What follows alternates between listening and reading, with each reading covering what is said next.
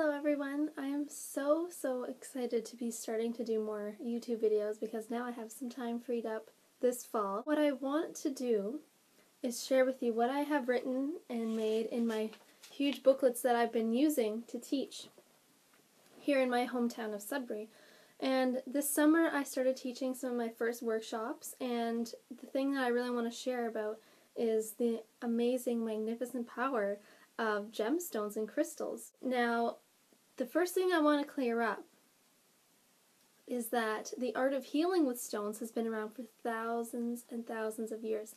So for people who think that it's weird or crazy or just new agey or whatever you want to label it, this honestly has been around for years. These healing techniques have been around for years, and I think we kind of just forgot about them. As many people know, there are so many things out there in the world now that we don't really need and that aren't very good for us, and I can go into that, but I won't because I don't want to focus on what I don't like. I'm going to focus on the positive, natural things that we can do to heal our bodies, to heal our energy, to heal ourselves, and when we heal ourselves, we heal others and everyone that we encounter, right?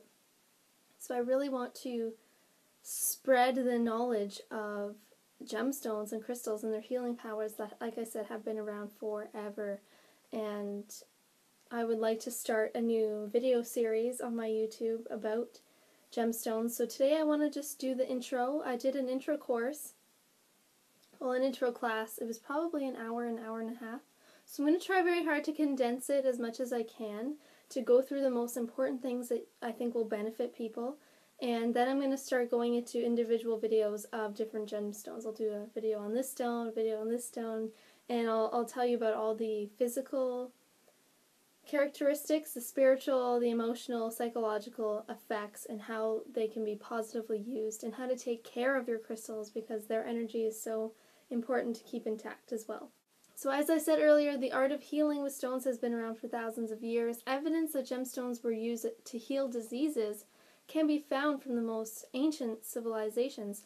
There are even reports of the 4th millennium before Christ. The first Chinese medical book, written over 5,000 years ago by the Red Emperor, there's detailed descriptions of gemstones and how they influence the human body, so that's quite a long time ago. Many references can be found in the Bible. Aristotle, the Greek philosopher, went into this as well. He spoke about the power of healing stones. Romans carried cut stones with them to ward off sickness and bad luck. Egyptians, I think many people would know more about the Egyptians because I think that's probably taught more in schools and stuff. They wore amulets and they placed stones as well with those passing away in the caskets, and they had a big belief in the afterlife, so they would put it in there to protect the people into their next life. And the list just goes on and on. Those are just a few examples that I have offhand, just to show you that this has been around for a very, very long time. So this isn't just some new discovery and, oh, gemstones can help us heal. And it's not some woo, voodoo, weird thing either. This is proven, and of course there's psychological facts. I think it's a conscious thing. I think when you have a gemstone with you, or you're wearing one, or you have one in your pocket or your purse or what have you, you're consciously aware that you have that energy, that positive energy, that light energy of whatever gemstone it is. Like, for example, amethyst. Amethyst, I'm not going to go too into it because I'm going to be doing specific videos for every stone. But amethyst is a protection stone, so when you have that protection with you, you're consciously aware that, okay, I have extra protection with me right now. Same as calling on your angels, like Archangel Michael is the protective angel that keeps everyone safe. And when you call on Archangel Michael, and you can kind of feel his presence, or if you envision purple light or blue light, or have your amethyst, as I say, these are conscious things, and once you become aware that you have that protection, you're emitting even that feeling of safety, right? So that is the conscious, psychological, and spiritual side of it. But something that is also important is the scientific and physical side of all of this. And everything is energy. Everything is made up of atoms. And stones give off energy physically. So even if you don't believe in all the other powers of stones, that's okay. You know, I'm not going to force anyone to believe in anything that doesn't resonate with them. But the stones will always have their own unique energies because they come from the earth. And they're always going to have an influence on the body. So even if you're, not really into anything into the spiritual side, that's cool too. There's lots to learn about the physical aspects of stones and their healing properties for illnesses and for any kind of sickness, really, or even just any kind of like uncomfortable muscles or your chakras or energy centers, any part of your body. Stones can be used for that and those healing properties. But those, of course, who are more sensitive to energies, such as myself and many spiritual people who are kind of awakened to their spiritual journey and path in this lifetime, will experience the effects more quickly and more intensely, I think, with stones. And they will probably have a better understanding of all of the properties. And they will also be more sensitive to having to charge them probably on a more regular basis. They may be just more in tune with that. There are a variety of stones, and there are 3 main types of stones that I'm going to tell you about today. We have rough stones. I have some examples here. This is a rose quartz, and this is an amethyst. And so these are the rough, uncut, stones that basically just come from the earth, and they're not polished, they're not touched by human workmanship, and that's why they're believed to have the greatest healing powers of all of the stones, just because they are rough. They're basically taken from the earth, and there you go.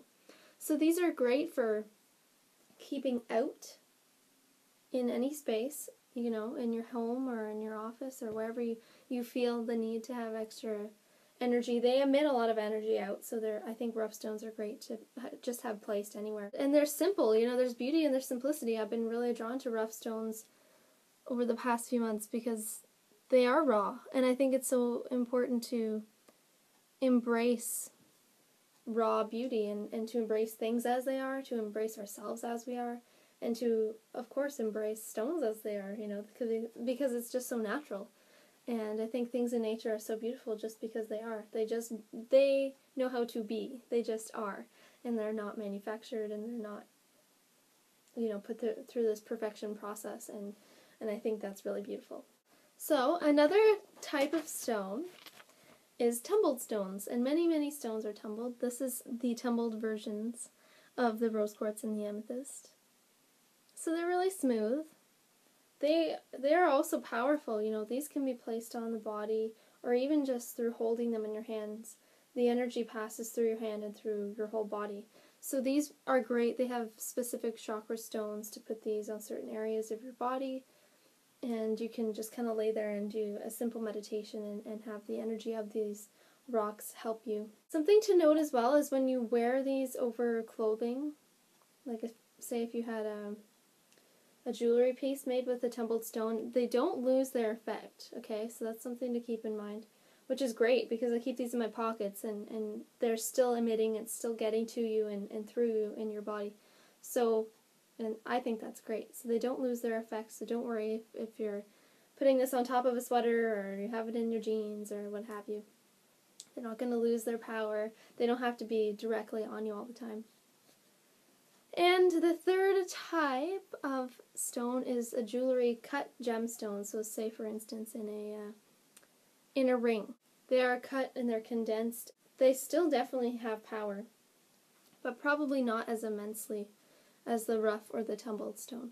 So that's why I started making my own jewelry with both rough stones and tumbled stones on rings. And I think those would be great to wear for jewelry. So if you're interested in buying any of my jewelry, I do have a Facebook page called Creative Articulations by Justine Giles. That's me.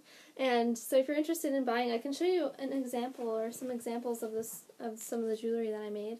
And I like to wear them myself. And they do need to be cleansed and taken care of on a more regular basis than just a regular ring that you would buy, like a diamond cut or an opal. Some examples of my jewelry. This is an amethyst, raw amethyst ring. It's like a cocktail ring. And I have another large one as well, so another kind of cocktail ring. This is the clear quartz. And then for the raw gemstones, to get the raw effect, this is the raw rose quartz. Just little bits of it glued together. So I have stuff like that available. And as I said, those would have to be cleansed probably on a more regular basis, or at least once a month or so, or whenever you feel that they need to be cleansed. So about cleansing your crystals and gemstones, so important. First of all, yes, for the physical aspects, you know, they do need to be protected from physical damage. But mostly because of energetic imbalances. They register and they hold a lot of energy, a lot of vibrations, sounds, emotions, and thoughts. Essentially, you're programming your crystals. So there are many ways to cleanse and recharge your crystals, and care varies per stone, and it also always varies for what you feel right in the moment. And I'll get to that later on. So you can cleanse with water. Some stones can be held under cold running water and other ones with lukewarm water, or salt water is often suggested. For the most part, I've done like a lukewarm running water, just running it through under my tap, and then I would do additional cleansing. But again, it's about just doing what feels right for you in the moment, listening to your intuition and seeing what's right for you. Salt, you can place the stones on a small dish with salt in a dish, you know, I've done that before too. I would say for an extended period, or like 24 hours or something like that, so I might run them through water and then leave them to sit in some salt. This can be any kind of salt. Salt is healing. In the sunlight, some stones and crystals can be energized with the sun, but many can fade in color, so make sure that you do some research beforehand, or I'll just tell you in my upcoming videos which ones are okay to charge in the sunlight and which ones aren't.